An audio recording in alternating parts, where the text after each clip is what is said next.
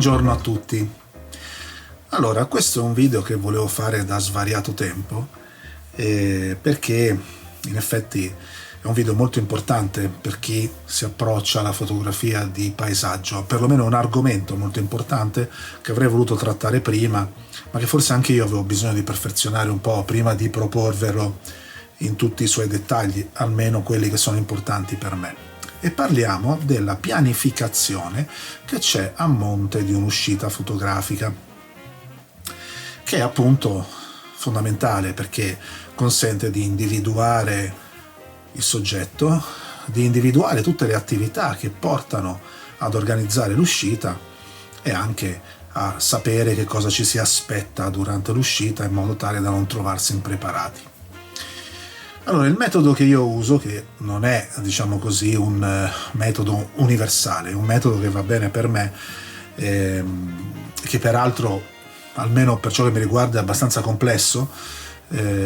comunque il metodo che uso io parte da una ricerca continua di ciò che mi può interessare, quindi di elementi che presentano, a mio modo di vedere, un interesse fotografico. La ricerca appunto è continua, quindi io sono iscritto a molti gruppi Facebook di trekking o anche di fotografi, oppure anche i miei stessi amici conoscenti che mi riportano luoghi da visitare, sapendo un po' della mia passione. E quindi nel momento in cui vengo a conoscenza oppure vedo un posto che mi interessa, in genere lo vado a ricercare prima su internet, su Google, su Facebook, vedo com'è, vedo come si presenta, vedo dov'è, quali sono i dintorni, e dopodiché vado a cercare un percorso che porta a questo luogo su un'applicazione che si chiama Wikiloc, che è un'applicazione di trekking che, oltre a avere la funzione di farti seguire un percorso appunto tramite il GPS del telefono oppure dello smartwatch, è anche un database di tutti gli utenti che, avendo fatto dei percorsi, intendono pubblicare la traccia del percorso unitamente alle fotografie, a contorno, eccetera eccetera, su questa applicazione. Quindi questa applicazione consente di capire anche il percorso, come si svolge, se è facile, se è difficile, qual è i dislivelli, quali sono i dislivelli che si possono incontrare, ma anche di pubblicare foto. Quindi molto spesso uno ha proprio la sensazione, di come si svolge questo percorso e delle difficoltà, e anche di ciò che si può vedere durante il percorso, e appunto quali sono poi le destinazioni e cosa ci si trova davanti a destinazione. Questa applicazione consente anche di raggruppare questi percorsi in liste, che in genere io suddivido per regione geografica, e quindi sono più facilmente richiamabili poi in un secondo momento. E quindi, diciamo così, questa è una prima fase, quindi io continuamente raccolgo queste informazioni e li catalogo su questa applicazione che si chiama Wikiloc. Successivamente decido qual è il giorno in cui io voglio fare questa uscita, quindi un giorno in cui io sono libero dal lavoro o da impegni familiari, e generalmente appunto o è un giorno singolo in cui io parto direttamente da casa, oppure è un weekend del quale posso usufruire appunto con il mio camper, e quindi posso andare un po' più lontano. E quindi questa è una scelta importante, perché appunto io sono vincolato da questo genere di questioni, contrariamente invece a un fotografo professionista che ha l'opportunità di scegliere il tempo giusto per poter fare queste uscite. Quindi questa questione qui, per chi non lo fa di professione, è comunque un vincolo. Il giorno, e soprattutto se può disporre solo di un giorno, di una mezza giornata, oppure di più giorni, e quindi avere un po' più libertà di movimento e poter esplorare zone a più ampio raggio da casa propria. Una volta individuato il giorno, quello che faccio io è richiamare delle applicazioni di meteo, quelle più comunemente usate, quindi il meteo, oppure anche l'app meteo di Apple o qualsiasi altra applicazione meteo, per capire qual è la situazione meteo generale. Per cui se ho una situazione meteo buona in generale, ho più libertà di scelta poi nella località che voglio esplorare. Se invece c'è un meteo un po' più problematico, allora il mio sforzo è quello di individuare delle zone in cui questo meteo può essere un po' più clemente o può presentare meno problematiche. Per fare questo, oltre all'applicazione che ho citato prima, io mi avvalgo anche di un'app che si chiama Windy, che oltre a farmi vedere le zone dove può piovere, dove può nevicare o dove ci sono delle manifestazioni atmosferiche di questo tipo, mi individua anche le zone con più vento e anche propone delle mappe con le raffiche di vento, che sono quelle che mi preoccupano di più, soprattutto quando esco con il camper, perché trovarsi in una situazione con vento forte, soprattutto raffiche forti, con il camper è la cosa che io temo di più quando esco in questa modalità. Per cui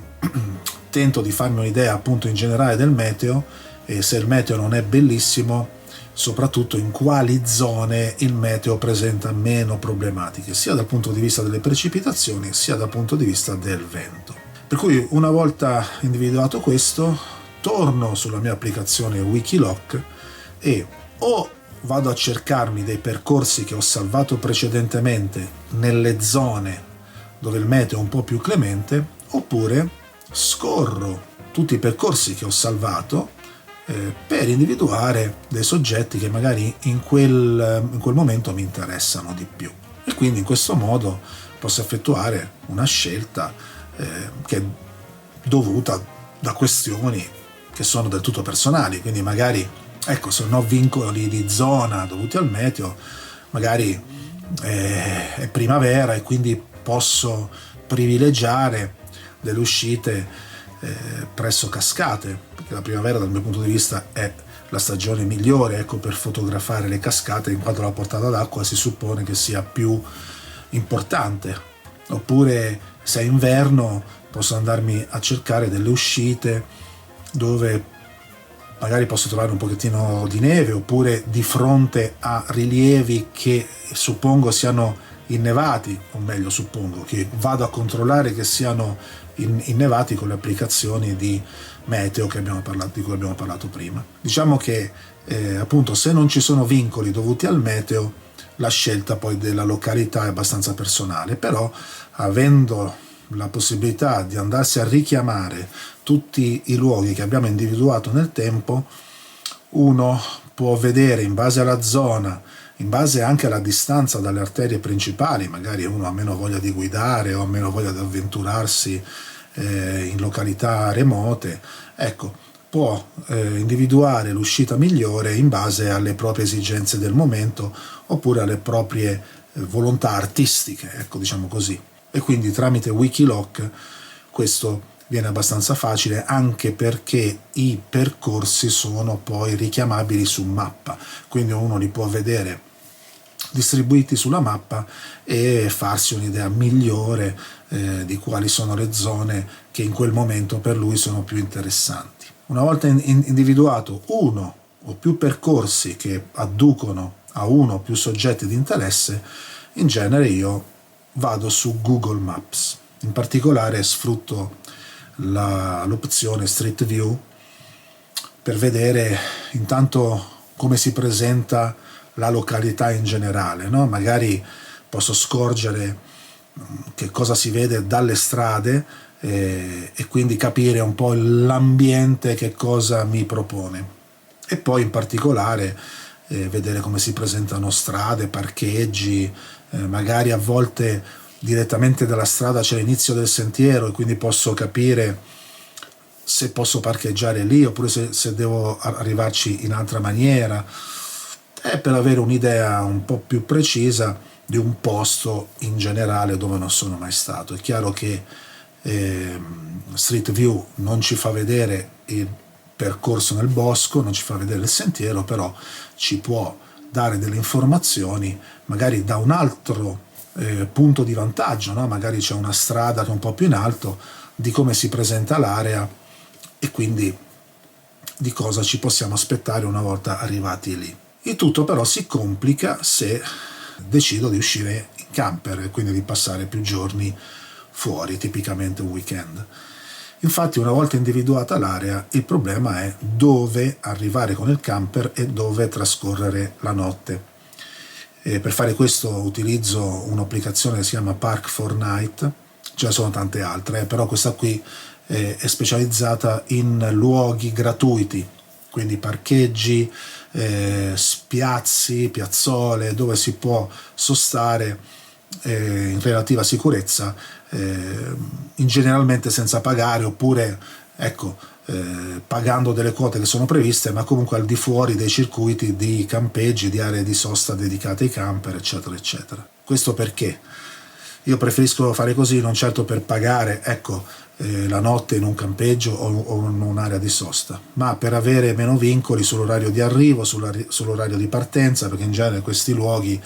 pongono appunto dei limiti sugli orari in cui si può arrivare, in cui si deve partire, per cui sinceramente, soprattutto perché stiamo parlando di un weekend, quindi di un giorno e mezzo, non ho voglia di avere questa ulteriore incombenza e quindi preferisco arrivare in luoghi aperti al pubblico dove posso arrivare, sostare e poi andare via quando voglio. Quindi questa applicazione mi individua nell'area dove ho deciso di svolgere l'uscita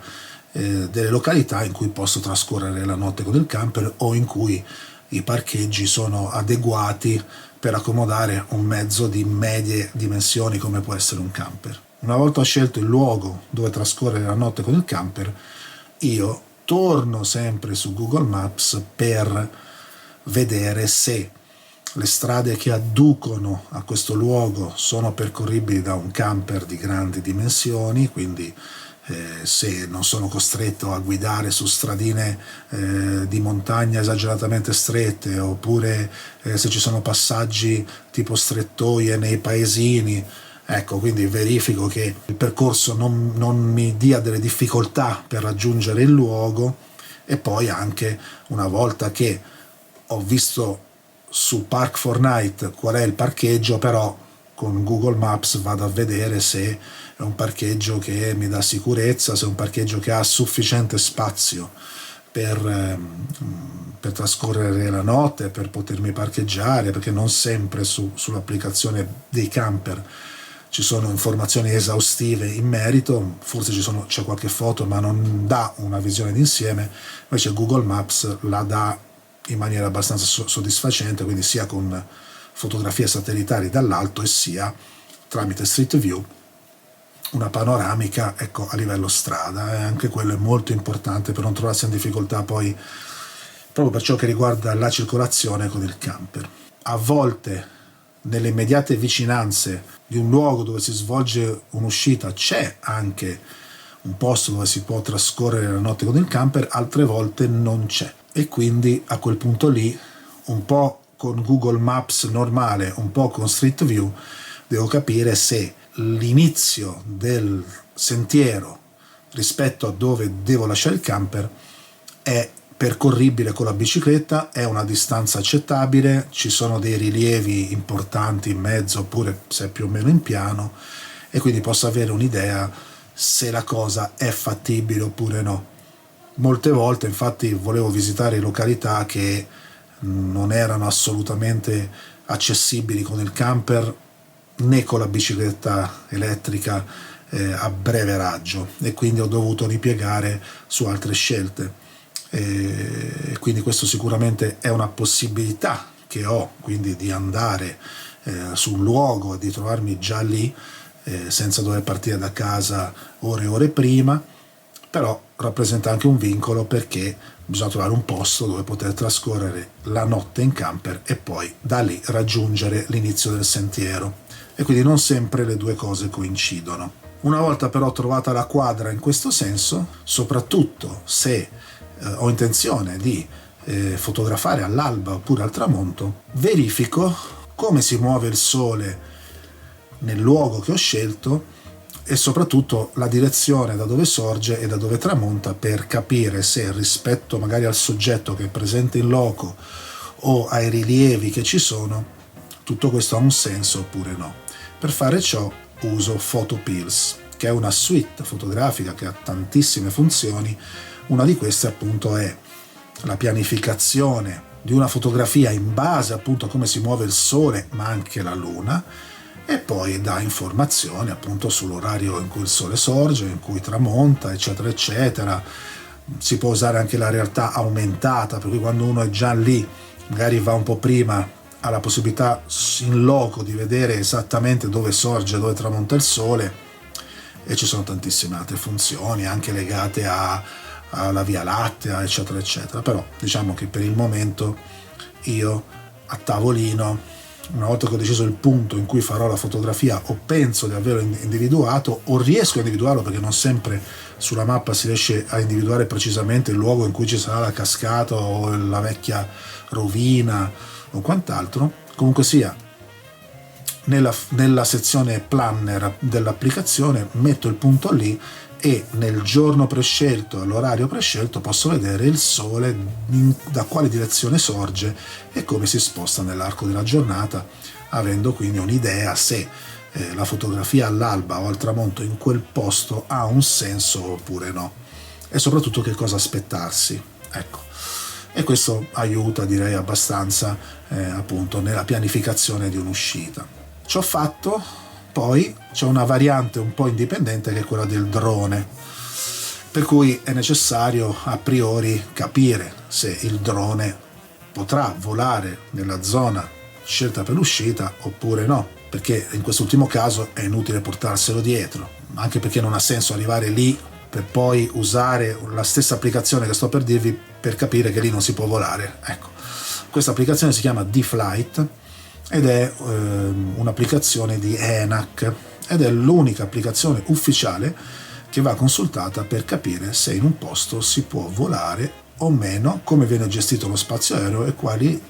limiti impone. Per cui se in quell'area si può volare, allora ha senso portarsi il drone. Poi ci sono altre valutazioni che uno fa, per cui se è un bosco magari il drone ha meno senso, se è un'area aperta invece il drone può avere più senso, se invece voglio fotografare un posto che non è accessibile pur essendo nel bosco ce lo possiamo portare il drone perché magari può dare una possibilità fotografica in più. Insomma, queste sono decisioni di tipo fotografico. Invece il sito dell'ENAC, appunto D-Flight, dice se si può volare, se non si può volare, e nel caso si possa volare qual è l'altezza massima in cui si può volare con il drone. Infine, una volta deciso dove si vuole andare, se c'è vento, se non c'è vento, se piove, se bisogna camminare tanto, se non bisogna camminare tanto, se l'uscita, diciamo, prevede dei terreni sconnessi, oppure se invece è una ciclabile o un sentiero molto facile, eccetera eccetera, si combinano tutte queste applicazioni, quindi parliamo di Wikiloc, dell'applicazione Meteo, di Google Maps, eccetera eccetera, per decidere che abbigliamento e attrezzatura portarsi dietro. Quindi si va a vedere le temperature che ci sono, soprattutto se uno intende uscire all'alba o al tramonto, dove diciamo la temperatura si abbassa, se piove, se il terreno è molto impervio oppure no, quindi decidere il tipo di scarpe, di scarponcini da portarsi dietro, se sono necessarie le bacchette, se appunto è bene portarsi impermeabile, un paio un po' più pesante, un abbigliamento intimo tecnico termico. Parallelamente a questo c'è la scelta dell'attrezzatura tecnica da portarsi dietro, quindi parliamo di macchine fotografiche. Il mio caso, diciamo, è abbastanza semplice perché la mia macchina fotografica è principalmente una sola, però la scelta degli obiettivi viene determinata principalmente dal tipo di soggetto, per cui diciamo che in genere soggetti tipo cascate o fotografie in luoghi compartimentati come può essere un bosco impongono, almeno dal mio punto di vista, di portarsi dietro sempre il grandangolo, quindi il 10-24, e in aggiunta il 18-135. Difficilmente si potrà utilizzare un teleobiettivo con una focale molto lunga, però posso scegliere anche di portarmi, se la stagione suggerisce di farlo, un obiettivo macro, ad esempio in primavera per riprendere fiori oppure insetti o quello, diciamo, che uno ci si aspetta di trovare. Per contro, invece, se uno fa un'uscita in un territorio molto aperto, oppure sa che vorrà riprendere un soggetto principale,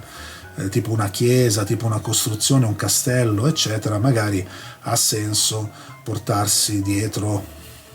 un teleobiettivo a focale lunga, nel mio caso il 50-230, e magari rinunciare agli obiettivi macro oppure anche al grandangolo. Ecco.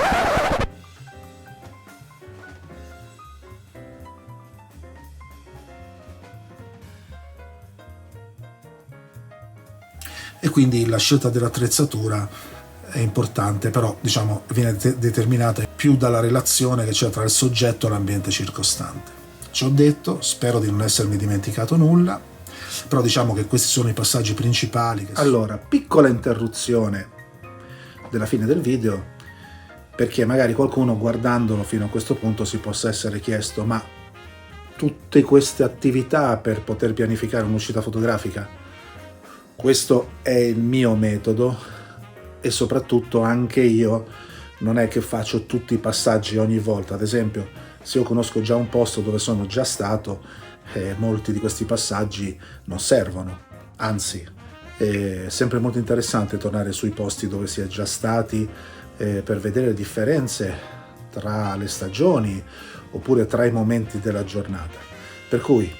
quello che vi ho proposto è solamente uno spunto. Probabilmente ci sono cose che io non faccio, che dovrei fare, che qualcun altro invece fa per pianificare al meglio le proprie uscite, per cui ecco, non vi spaventate, ognuno ha il suo metodo. Se conoscete già i posti, molte di queste cose non si applicano, e quindi è solamente uno spunto di riflessione per ciascuno di voi nel pianificare le proprie gite o le proprie uscite. Vi lascio a quello di prima. Per cui direi che questo video finisce qui. Se vi piace quello che faccio, iscrivetevi a questo canale. Se avete qualche osservazione o qualche suggerimento, scrivetelo nei commenti, a me fa molto piacere, e ci vediamo la prossima volta.